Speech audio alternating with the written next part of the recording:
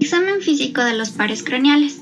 Los nervios craneales, comúnmente denominados pares craneales, están constituidos por 12 pares de troncos nerviosos.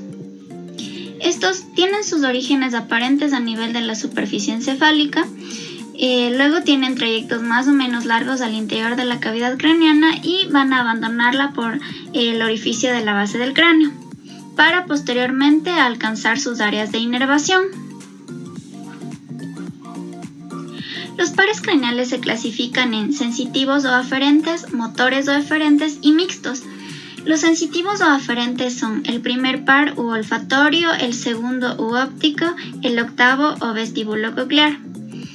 En cuanto a los motores o eferentes, vamos a tener el tercer par u oculomotor, el cuarto o patético, el sexto o abducens, el onceavo o espinal y el doceavo o hipogloso.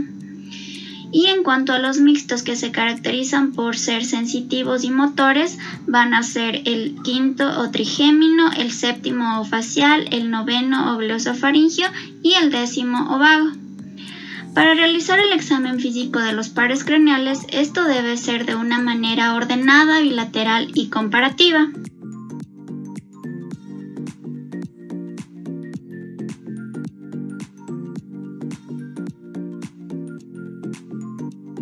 Primer par craneal, o también conocido como nervio olfatorio. Este par no se considera como un verdadero nervio, sino como una prolongación telencefálica que forma parte del llamado cerebro visceral o rinencéfalo.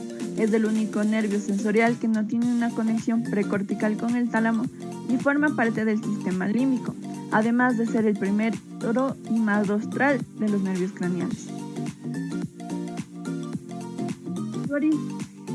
El origen aparente de este nervio se da en la cara inferior del bulbo olfatorio, ubicado sobre la lámina cribosa del hueso etmoides, a cada lado de la apófisis cristagal. El bulbo olfatorio debemos recordar que es un ensanchamiento rostral del tracto olfatorio. En este se encuentran los cuerpos celulares de las células mitrales y en penacho, que son neuronas olfatorias secundarias involucradas en el revelo de la sensibilidad olfatoria hasta el encéfalo. Este va a presentar 6 capas. La primera capa es la capa de fibras nerviosas, que es la más superficial y en la que se encuentran los axones de las neuronas olfatorias primarias en la mucosa nasal. Luego tenemos la capa glomerular, que contiene, como su nombre mismo lo dice, glomérulos esféricos, en las cuales se produce una convergencia considerable entre los axones de las neuronas olfatorias primarias y las dendritas de las células en penacho y las mitrales, así como aferencias de interneuronas y axones motores de la corteza olfatoria y del núcleo olfatorio contralateral. Luego tenemos la capa plexiforme externa, que contiene principalmente lo que son las células en penacho, es decir, sus cuerpos. Luego tenemos la capa de células mitrales, como su nombre mismo le dice, es una monocapa de cuerpos de células grandes de las células mitrales. Luego tenemos la capa plexiforme interna y de células granulosas, que contienen axones y contralaterales de las células mitrales y en penacho y unas pocas células granulosas. Y por último tenemos la capa de fibras nerviosas, que van a contener los axones mielinizados de las neuronas secundarias y axones motores de la corteza. En cuanto al origen real, este se considera que se da en las células de la mucosa olfatoria, en la porción superior de las fosas nasales. Este epitelio comprende 4 tipos de células. La primera, que va a ser las neuronas olfatorias primarias, que son neuronas bipolares cuyas prolongaciones periféricas se extienden hasta la superficie epitelial, donde se expanden en el botón olfatorio, con cilios que contienen los sitios de recepción molecular. Estas transmiten la sensación a través de prolongaciones centrales que se unen en 20 o más haces o filamentos. Luego tenemos las células basales, que se sitúan sobre la membrana basal y constituyen la fuente de nuevas células receptoras. Esta es la única área del sistema nervioso central en la que las células se regeneran de manera continua durante toda la vida y su regeneración es de aproximadamente 60 días. Luego tenemos las células sustentaculares, o conocidas también como células de sostén, que entremezclan con células sensitivas y son similares a la glía. Luego tenemos las células secretoras de la glándula olfatoria que producen un líquido que contiene proteínas de unión a la molécula aromática.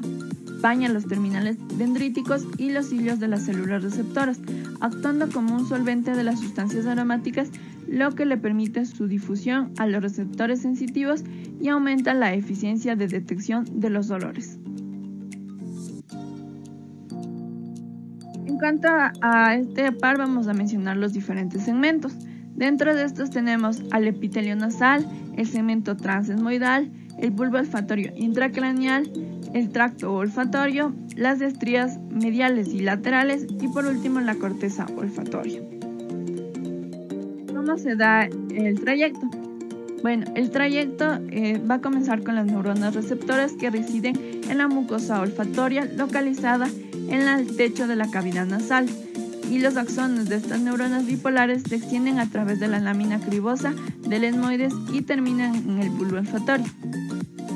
De otra manera, es decir, que estas primeras neuronas nacen en la mucosa, hacen sinapsis con la segunda neurona que se encuentra en el bulbo olfatorio y continúa el trayecto olfatorio para dirigirse hacia la parte posterior a través de la fosa craneal anterior del surco olfatorio. Posterior a este surco, los segmentos cisternales del nervio transcurren por debajo del giro recto y del giro orbital medio para finalizar de manera adyacente a la sustancia perforada a través de 3 estrías olfatorias que van a ser la medial, la intermedia y la lateral. Las acciones de estas estrías van a ser sinapsis directa e indirecta con lo que es las neuronas del complejo rinencefálico, especialmente con la región del uncus del hipocampo.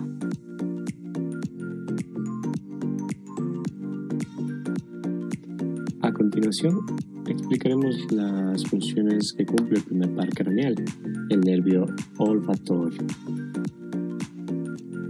Dentro de lo que es el nervio olfatorio desde la antigüedad hasta la actualidad, se sobreentiende que es la percepción de los olores que rodean a las personas, pero no solamente está encargado de la percepción de los olores, sino que también activa y sensibiliza a otros sistemas neurales que son el sustrato de las respuestas tanto emocionales como los patrones conductuales. Así, los olores pueden evocar reflejos autonómicos como la salivación previa a la comida y la secreción de los jugos gastrointestinales, que posteriormente nos ayudarán en la digestión.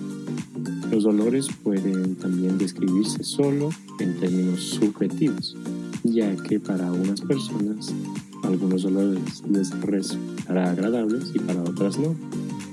Y de igual forma, ya que no hay olores básicos comparables con los olores primarios.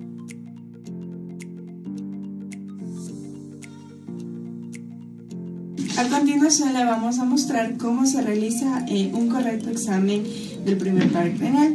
En este caso nosotros le vamos a pedir al paciente que por favor se tome asiento y le podemos vendar los ojos, o en el caso de no tener nada, solo le pedimos al paciente que cierre los ojos y que siga nuestras instrucciones. Por favor, cierre los ojos. Ya, le voy a pasar una cierta cantidad de olores y usted me va a decir si es que puede percibirlos o no. Primero tápese una fosa nasal. Ya, voy a proceder a pasarle un tipo de olor. ¿Huele algún tipo de olor? Profundo. Ya, muy bien. Por favor, tápese la otra fosa nasal. ¿Identifica algún tipo de olor? Alcohol. Ya, muy bien. Bueno, como pudieron observar, en este caso nosotros hicimos el examen con dos olores diferentes. Una torunda llena de alcohol y una torunda con perfume. En este caso, nosotros al paciente le pedimos que identifique los olores y si es que identifica o no algún tipo de olor. Cuando nosotros vemos que nuestro paciente acude por una hiperosmia, nosotros debemos tener cuidado con el tipo de olores que vamos a utilizar para el momento del examen físico. Hay que tener olores que no sean muy fuertes para él.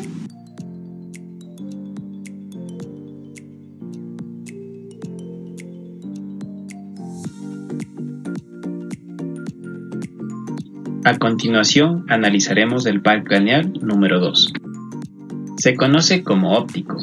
y es el responsable de la visión y del componente aferente del reflejo pupilar fotomotor, por lo cual es exclusivamente sensorial.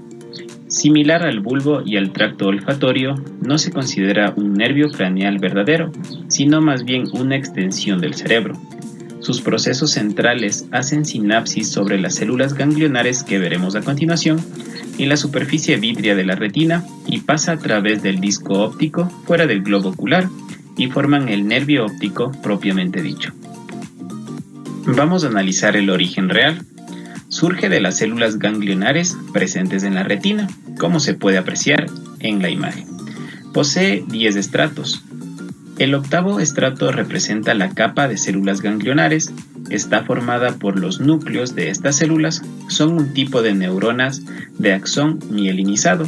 Reciben información de las fotorreceptoras mediante neuronas intermedias bipolares, amacrinas y horizontales.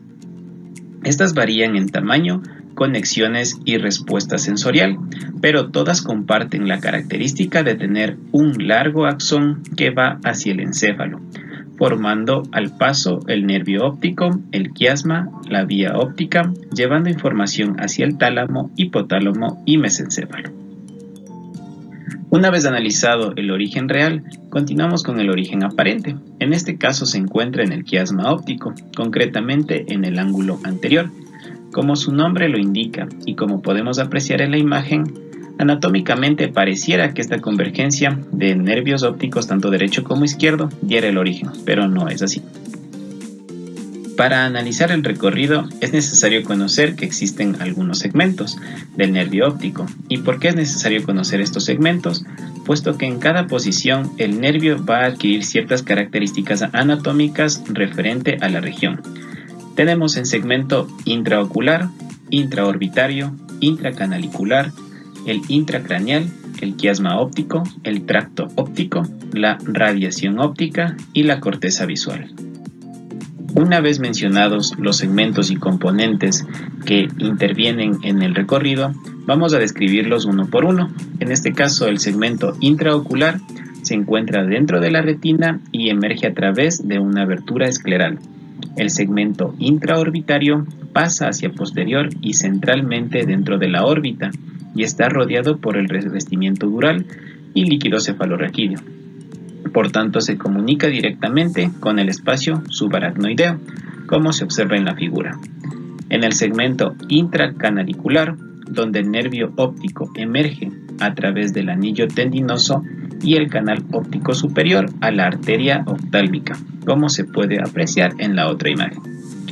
El segmento intracraneal o cisternal ingresa a la fosa craneal media y pasa dentro de la cisterna quiasmática en la región supracelar con la arteria cerebral anterior en su parte superolateral, uniendo con el nervio óptico contralateral en el quiasma óptico. Continuamos con el quiasma óptico. Aquí, las fibras nasales de cada nervio óptico se decusan, mientras las fibras temporales no, estas se decusan pero en forma parcial. Del quiasma óptico surgen dos vías ópticas, cada una de las cuales contiene fibras nasales del nervio óptico contralateral y fibras temporales del nervio óptico ipsilateral, como se muestran en ambas figuras. En el tracto óptico, en este recorre el pedúnculo cerebral para transmitirse en el cuerpo geniculado lateral del tálamo.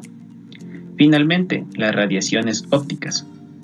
Aquí vemos que surgiendo del cuerpo geniculado lateral del tálamo, las radiaciones ópticas se dividen en haces superiores e inferiores.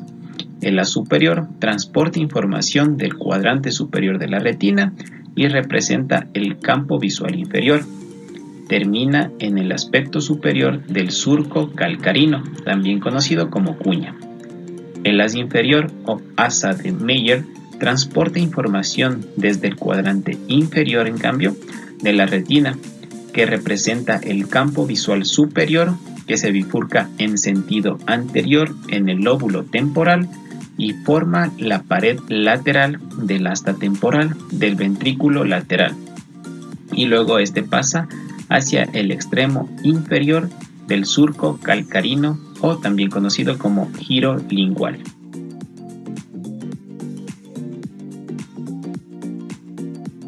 El segundo par craneal corresponde al nervio óptico. Este es un nervio aferente cuyas funciones son la detección de la luz y la visión, ya que es el encargado de transmitir la información visual desde la retina hasta el cerebro. Este par craneal se encarga de conducir los estímulos visuales desde el ojo hasta el cerebro, ya que está compuesto por axones de las células ganglionares de la retina que van a recoger los impulsos eléctricos generados por parte de las neuronas fotorreceptoras de la retina del ojo y transmiten estas señales nerviosas hasta el cerebro. Una vez ahí, el cerebro convierte esta información eléctrica en la proyección de imágenes.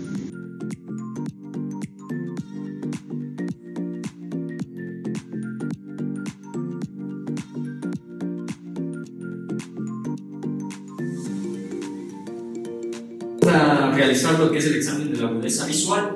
Vamos a valorar lo que es el segundo par craneal. Para valorar la agudeza visual hay lo que es un campo tanto de lejos como de cerca.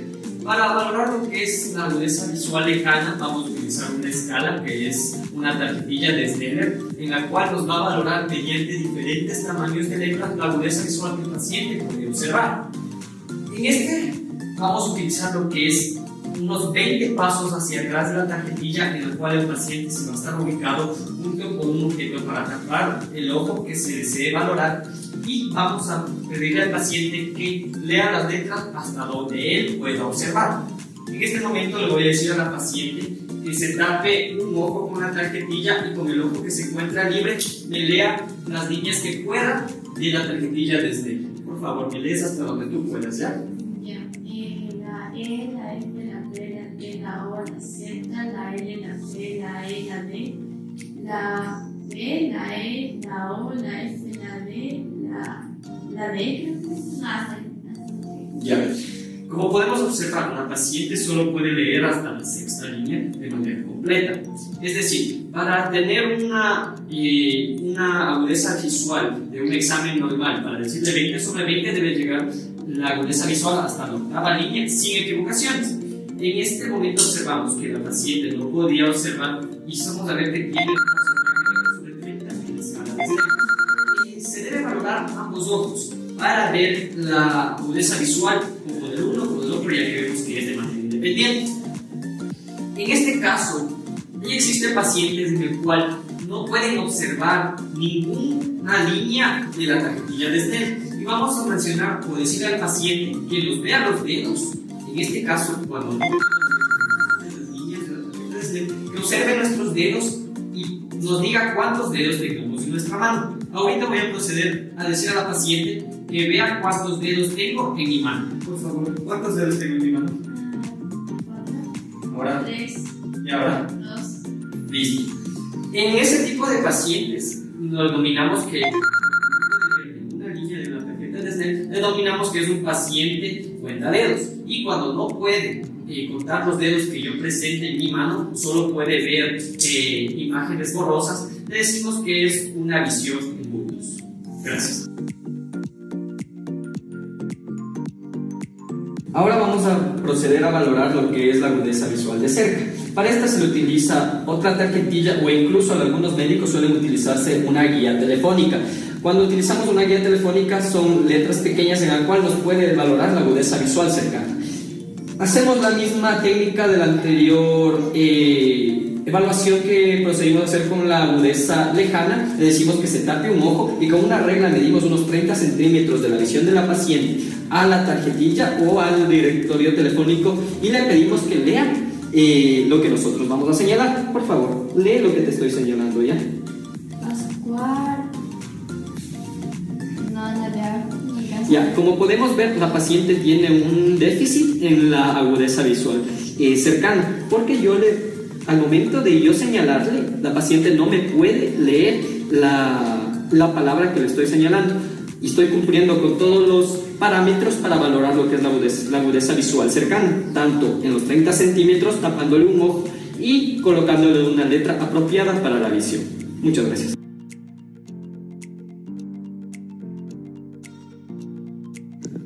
La perimetría consiste en evaluar el perímetro del campo visual de cada ojo. Para poder evaluarlo, vamos a utilizar el examen por confrontación. Para poder iniciar la exploración, nos ubicamos frente al paciente a una distancia de 60 centímetros y le vamos a solicitar que tape su ojo derecho.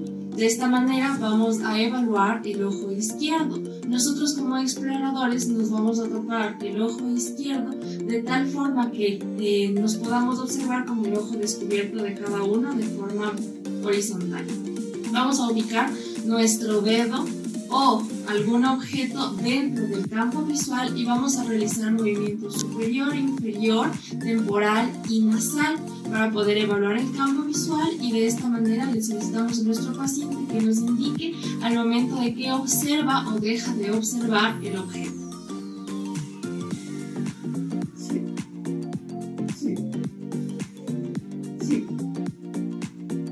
Vamos a evaluar de la misma forma el ojo derecho.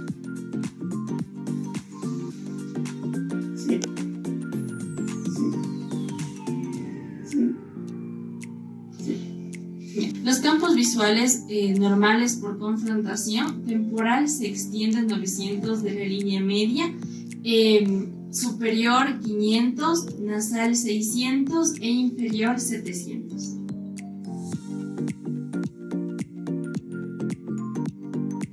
Dentro del examen neurológico del segundo par craneal del nervio óptico tenemos la revisión de la visión cromática. La primera prueba y la más sencilla y más utilizada es mostrarle al paciente distintos objetos de los colores básicos, como es el azul, el rojo, el verde y el amarillo. Lo que vamos a hacer es revisar un ojo por separado y vamos a ocluir el ojo contralateral. Luego le pedimos al paciente que primero distinga, nos indique si puede distinguir el color, y luego nos nombre el color del objeto. Por favor, tápese su ojo derecho. ¿Usted puede distinguir de qué color es este objeto, sí o no? Sí. ¿De qué color es? Azul. Bien. Ahora vamos con este objeto. ¿Usted puede distinguir de qué color es? Sí. Ya. Dígame el nombre del color. Rojo. Ya. Y de la misma manera vamos a hacer con los otros objetos. Ahora vamos a proceder a revisar el otro ojo. Por favor, tápese el ojo izquierdo. ¿Usted puede distinguir el color de este objeto? Sí. Ya. ¿De qué color es? Verde. ¿Y puedes distinguir el color de este objeto? Sí. ¿De qué color es? Amarillo. Bien. Tenemos otra prueba que es un poco más compleja y un poco más de especialidad, la cual consiste en mostrarle al paciente las tablas de Ishihara. Estas tablas tienen varias circunferencias y dentro de ellas varios círculos de diferentes tamaños y colores, y van a contener lo que es un número. Entonces nosotros le pedimos al paciente que distinga cada uno de los números dentro de la circunferencia.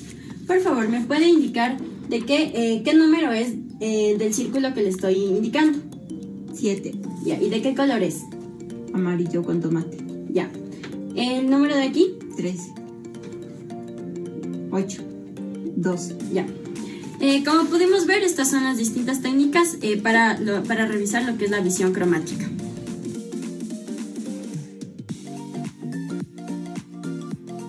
El examen de fondo de ojo. El examen de fondo de ojo es una técnica que nos permite analizar e identificar las diferentes estructuras anómalas a nivel del globo ocular interno.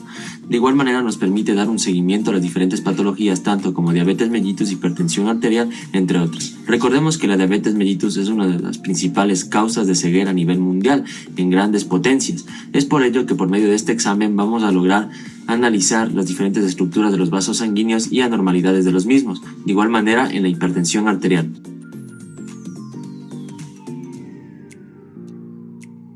Para el correcto examen del fondo de ojo, vamos a utilizar el oftalmoscopio. En la parte superior vamos a tener el agujero por donde vamos a observar. En la parte inferior vamos a tener unos números de color negro y rojo. Los negros van a ser números positivos que van a indicar la convergencia, y los números rojos van a indicar la divergencia con la que vamos a observar. En este caso, para la correcta observación vamos a pedir al paciente que se siente. Vamos a colocarnos el oftalmoscopio a nivel de nuestro globo ocular, en la parte interna. Y vamos a pedir al paciente que por favor nos mire fijamente. Vamos a elevar tanto el párpado como la ceja del paciente del ojo que queremos observar. El oftalmoscopio lo colocamos ligeramente inclinado a unos 15 grados y nos vamos acercando de esta manera. hacia la pupila de la paciente. Es así como se realiza el correcto examen del fondo de ojo de la paciente para un seguimiento de patologías o anormalidades a nivel de los vasos sanguíneos. Gracias.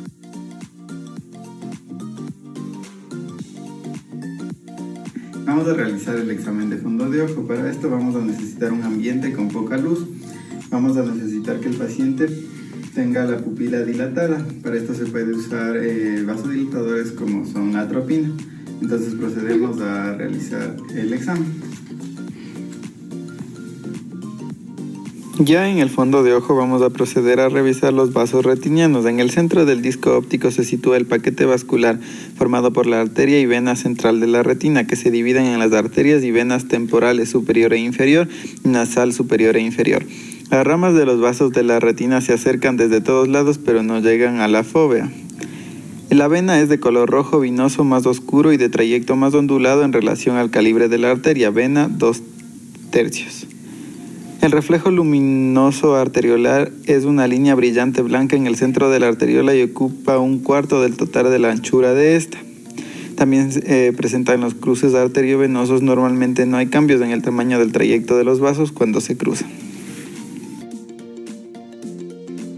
Luego procedemos a la inspección de la mácula. Hacia la región lateral del disco se observa un campo oval que constituye la mácula, generalmente rodeada de varios puntos brillantes con una depresión fosita en el centro, que es la fóvea de color rojo oscuro. La fóvea, el centro de la mácula, debe estar aproximadamente a 2 diámetros del disco óptico desde el borde de este.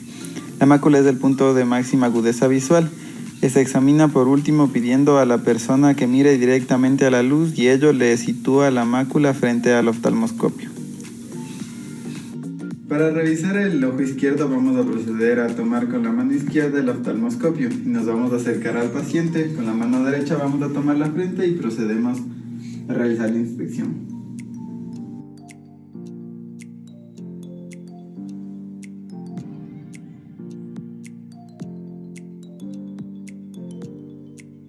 Nervio motor ocular común o tercer par craneal. La anatomía se divide en 4 segmentos. Intraaxial, que está compuesto por complejo nuclear oculomotor, ubicado a nivel del colículo superior del mesencéfalo entre el acueducto de Silvio y los núcleos rojos, que a su vez contiene 5 núcleos que dan función motora a cada uno de los músculos extraoculares, con excepción del oblicuo superior y del recto lateral. El núcleo de Edinger-Westphal, ubicado dorsal al complejo antes mencionado en la sustancia gris periacueductal, posee función parasimpática y innerva los músculos oculares internos como los ciliares, el esfínteres y constrictor de la pupila. Tenemos el núcleo de Perlia, localizado en el espesor del núcleo de Edinger-Westphal. Se cree que tiene una función sobre la conversión ocular. Tenemos la cisterna, que emerge a nivel de los pedúnculos cerebelosos hacia la cisterna interpeduncular para posteriormente pasar entre la arteria cerebral posterior y la arteria cerebelosa superior. En la cisterna prepontina pasa por debajo de la arteria comunicante posterior para después cruzar el ligamento petroclinoideo. Tenemos el cavernoso, que está entre el seno cavernoso, donde adopta una posición dorsal y lateral. El extracraneal, que entra a la órbita a través de la fisura orbitaria superior, donde se divide en rama superior y en rama inferior. En la rama superior, que inerva los músculos del recto superior y elevador del párpado, y la rama inferior, que inerva los músculos del recto inferior, medial y oblicuo inferior. Cabe mencionar que las fibras parasimpáticas acompañan a esta rama inferior en su trayecto más proximal para posteriormente ascender, y justamente posterior a la porción media del globo ocular, formar al ganglio ciliar, del cual parte fibras que entran al globo ocular junto con el nervio óptico y llegan finalmente al iris del cuerpo ciliar. Tenemos el origen real. El origen real va a ser en el núcleo somatomotor, que está situado en los pedúnculos cerebrales a nivel de los tubérculos cuadrigémenos anteriores y por delante del acueducto de Silvio. Tenemos el núcleo parasimpático motor, que es el núcleo de Edinger-Westphal, o el núcleo pupilar, que está situado por detrás y por dentro del presente. Y este núcleo es un núcleo fotomotor y un fotoacomodador. Tenemos el origen aparente, que va a ser en la fosa interpeduncular que se encuentra en el mesencéfalo. El destino. Este nervio va a ir tanto a la rama superior como inferior. La rama superior va a inervar a los músculos recto superior y alrededor del párpado superior, mientras que la rama inferior inerva al recto interno, oblicuo inferior y el recto inferior, además de una rama al ganglio ciliar con fibras parasimpáticas. Para así va a inervar a los músculos esfínter del iris y músculo ciliar.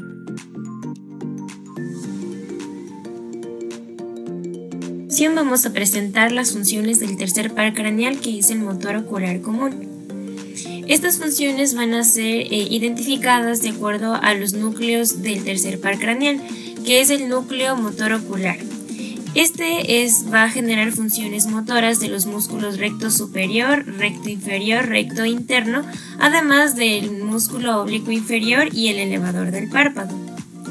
En el caso de las funciones de acuerdo al núcleo de Edinger-Westphal, estas van a ser funciones parasimpáticas y consiste en el constrictor de los músculos papilar y también del músculo ciliar, como se observa en la imagen.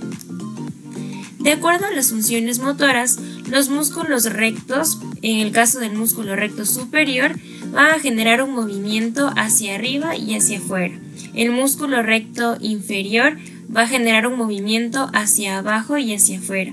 El músculo recto interno genera un movimiento hacia adentro y en el caso del músculo oblicuo menor o inferior, este va a generar un movimiento hacia arriba y hacia adentro.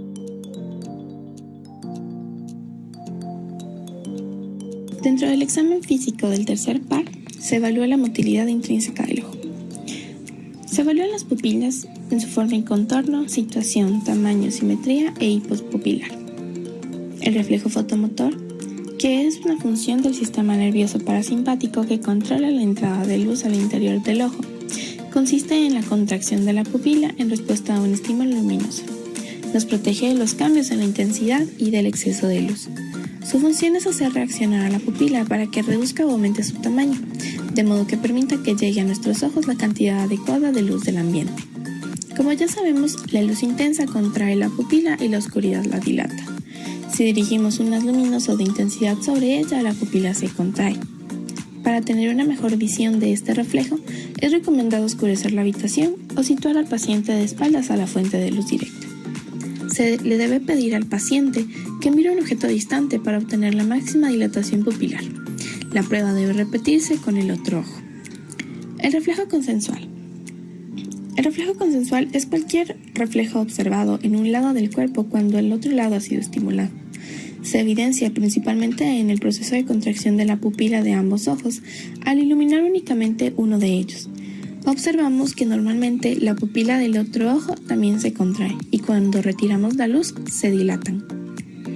El reflejo de la acomodación y convergencia es un acto reflejo del ojo, siendo este el responsable del enfoque de objetos cercanos luego de observar objetos distantes o viceversa. Comprende cambios coordinados en la convergencia, forma del cristalino y tamaño de la pupila. Se examina la pupila haciendo que el sujeto mire un objeto situado a una distancia y luego frente a sus ojos, a 30 centímetros de distancia aproximadamente, se coloca un dedo del examinador o un objeto cualquiera. Se observa que al mirar el objeto distante, la pupila se dilata y al mirar al dedo, la pupila se contrae y los ejes ópticos convergen.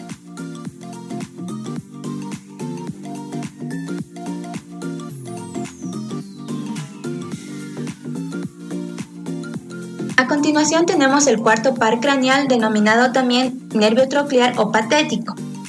Con respecto a la anatomía, el origen aparente se ubica a nivel de la cara posterior del mesencéfalo, a ambos lados del frenillo del velo medular superior, también llamada válvula de Bieusen. Con respecto al origen real, este se va a ubicar a nivel de los núcleos trocleares, que son núcleos netamente motores. Específicamente en la sustancia gris periacueductal del mesencéfalo a nivel de los folículos inferiores. Tenemos que los nervios trocleares, una vez que surgen a partir de los núcleos, se van a decusar a nivel de la línea media antes de salir por la cara posterior del mesencéfalo, de tal forma que el núcleo troclear del lado izquierdo dará origen al nervio troclear del lado derecho y viceversa. En cuanto al trayecto, una vez que los nervios trocleares surgen por la cara posterior del mesencéfalo, se van a dirigir en sentido anterior, rodeando los pedúnculos cerebrales. A continuación van a pasar por el seno cavernoso, donde van a discurrir inferiormente con respecto al nervio oculomotor. A continuación se van a dirigir hacia la fisura orbitaria superior y van a pasar por fuera del anillo tendinoso común y se van a dirigir hacia la órbita para inervar al músculo oblicuo superior. De igual manera, en esta imagen podemos ver el trayecto del nervio troclear en dirección hacia el músculo oblicuo superior.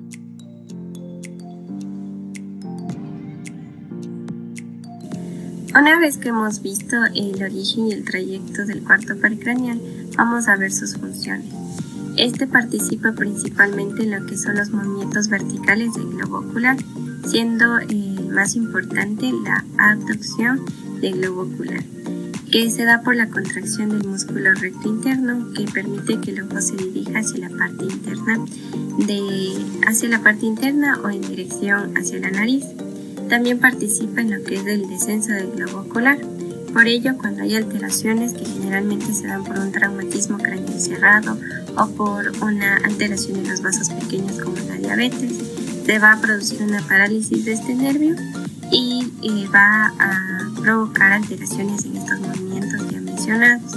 El paciente va a referir que tiende a ver imágenes dobles o una al lado de la otra, y que se le dificulta bajar escaleras, que es la acción donde se utiliza la mirada hacia abajo y hacia adentro.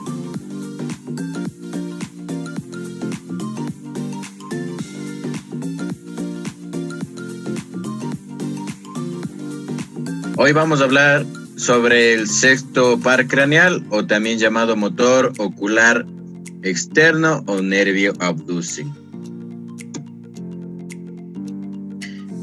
La anatomía. El sexto par craneal es un nervio exclusivamente motor, destinado al músculo recto lateral del ojo. Este, en conjunto con el tercer y el cuarto par craneal, van a controlar los movimientos del ojo. La función del nervio abducen es el movimiento del globo ocular hacia los laterales. Como resumen, tenemos que el destino va a ser el músculo recto lateral del ojo. La función va a ser el movimiento lateral del ojo y el tipo de fibra va a ser motora. Va a tener dos orígenes, el real y el aparente. El origen real, que va a nacer del núcleo protuberancial ubicado por debajo del piso del cuarto ventrículo y que hace prominencia en el piso ventricular, dando origen a la eminencia de teres. El origen aparente va a ser cuando este emerge del surco bulbo protuberancial a ambos lados del agujero ciego. Y por último tenemos dentro de la anatomía el trayecto. Este par craneal va a nacer de un núcleo situado en el tercio inferior de la protuberancia, por detrás del séptimo nervio craneal, es decir, del nervio facial, en el suelo del cuarto ventrículo, del que se lo separan las fibras de la llamada rodilla del facial, que lo circundan antes de emerger del neuroeje. Se dirige hacia adelante en la protuberancia, por atrás del lemnisco medial y por la parte media respecto del nervio facial, para emerger al nivel del surco transversal de la bulboprotuberancia. Luego de un trayecto a lo largo de la base del cráneo, pasando por debajo del ligamento petroclinoideo, perfora la dura madre a nivel de la arcilla turca y penetra en el interior del seno cavernoso, ubicándose entre la arteria carótida interna por adentro y por afuera en la rama oftálmica del trigémino. Luego atraviesa la hendidura esfenoidal y se introduce en la órbita, inervando el músculo recto externo del ojo.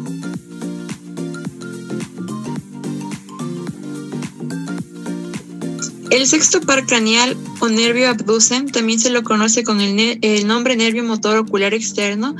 Este en sí es un nervio puramente motor, que inerva principalmente el músculo recto lateral del ojo, lo que va a permitir al globo ocular rotar de forma lateral. La principal función, como lo mencionamos anteriormente, va a ser permitir lo que es la abducción del ojo, es decir, que el ojo rote hacia los lados, en dirección de la sien. También controla lo que es los movimientos oculares, los reflejos fotomotores y también lo que es la acomodación a través de la contracción de la pupila.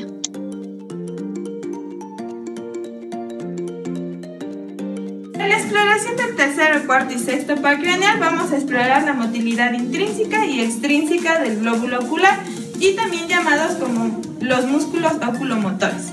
Primero debemos observar lo que son las formas, el tamaño, la simetría y cómo se encuentran las pupilas. Para la motilidad extrínseca, dirá al paciente que fije su mirada a un objeto que puede ser un lápiz o incluso su dedo. Entonces fije su mirada, por favor.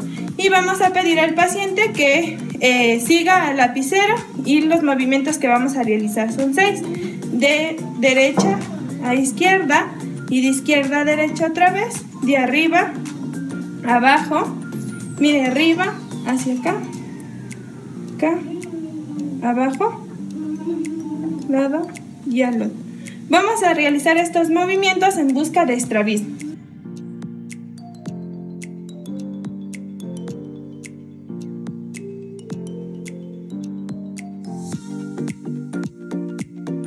A continuación vamos a ver sobre el quinto par craneal o llamado trigémino. En sí, este es un nervio mixto que recibe la sensibilidad de los tegumentos de los 2/3 anteriores del cráneo, de la totalidad de la cara, fosas nasales, orbital, cavidad bucal y su contenido. Y a su vez es el nervio motor de los músculos masticadores y de algunos otros. En esto vamos a ver lo que es el origen tanto real como aparente. El origen real se divide en sensitivo y motor. En el origen sensitivo se da porque las fibras sensitivas de este nervio nacen en el ganglio de Gasser, que está ubicado en el vértice de la cara anterosuperior del peñasco temporal. Dicho ganglio presenta una cara superior, una inferior y un borde anteroexterno convexo y un borde posterointerno cóncavo. En el borde anteroexterno del ganglio de Gasser da origen a fibras que constituyen los nervios oftálmico, maxilar superior y parte sensitiva del nervio maxilar inferior. Estas fibras que parten del borde postero interno de dicho ganglio forman lo que es la raíz sensitiva del trigémino, que se dirige hacia atrás y adentro para introducirse en la protuberancia y terminar en una larga columna de sustancia gris, que en esta es llamada el núcleo sensitivo de terminación del trigémino. El núcleo de terminación del trigémino se extiende desde la parte superior del asta posterior de la médula cervical hasta el pedúnculo cerebral correspondiente con un espesor máximo a nivel de la protuberancia. Este núcleo posee 3 niveles, así como podemos ver en la imagen, que es el superior, el medio y el inferior. En la parte inferior o bulbo medular constituye el núcleo gelatinoso y las fibras que hacen sinapsis en este núcleo están en relación predominante, aunque no en forma exclusiva. Y también tenemos lo que es el origen motor, y que en sí, en las fibras motoras del trigémino nacen de 2 núcleos. La primera es el núcleo principal o masticador, que está situado en la calota de la protuberancia anular, y la segunda, el núcleo accesorio, que está situado por encima del procedente en el mesencéfalo, es decir, los pedúnculos cerebrales, como podemos ver en la imagen. Tenemos lo que es el origen aparente, que en sí emerge de la cara anteroinferior de la protuberancia anular a nivel de los pedúnculos cerebelosos medios por 2 raíces. La primera, una raíz externa, gruesa, que es sensitiva, y otra raíz interna, que esta es más delgada, que sería la raíz motora. ¿Cómo son el recorrido y las relaciones del trigémino? En sí, las dos raíces se dirigen desde la cara anteroinferior de la protuberancia hacia adelante y hacia afuera, en dirección al borde superior del peñasco. La raíz motora se ubica progresivamente por debajo de la raíz sensitiva y ambas raíces atraviesan el borde superior del peñasco por la escotadura de Gruber. Y luego la rama sensitiva se despliega en abanico formando el plexo triangular que termina en el ganglio de Gasser.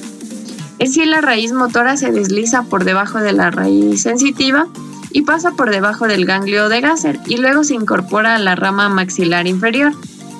De este modo, el nervio trigémino va a dar ramas que son sensitivas, dos sensitivas y una tercera que va a ser EMI. En sí, vamos a ver lo que son las ramas terminales, que es el único par craneal que da sus ramas terminales dentro del cráneo.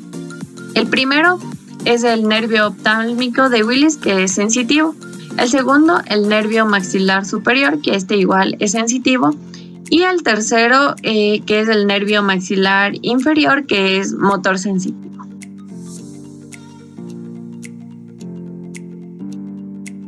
Dentro de las funciones del nervio trigémino tenemos que son mixtas, motoras y sensitivas, con prevalencia de las funciones sensitivas. Vemos que se encarga de controlar la musculatura de la masticación y la sensibilidad facial. También inerva la musculatura encargada de la ventilación del oído medio. Por eso, cuando hay una afectación de la mandíbula, también debemos ver signos de otalgia secundaria.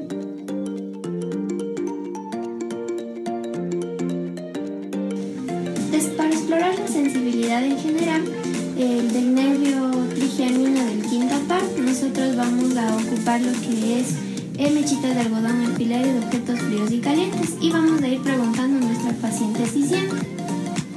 ¿Siente? Sí. En este caso tenemos un alfiler. También vamos a ir ocupando lo que son mechitas de algodón para ir preguntándole si siente. ¿Siente? Sí. Sí siente. Ya. También objetos fríos y calientes. En este caso tenemos frío. ¿Siente? ¿Siente? Sí. Muy bien. Entonces, también se va a evaluar lo que es el reflejo corneal, como observamos en el siguiente, que también tenemos el reflejo conjuntival, el mandibular y el estornotatorio. La porción motora se explora tanto palpando los músculos temporales, diciéndole a nuestra paciente que sonría y aplaste bien sus dientes, y vamos a observar la contracción también en los músculos maceteros.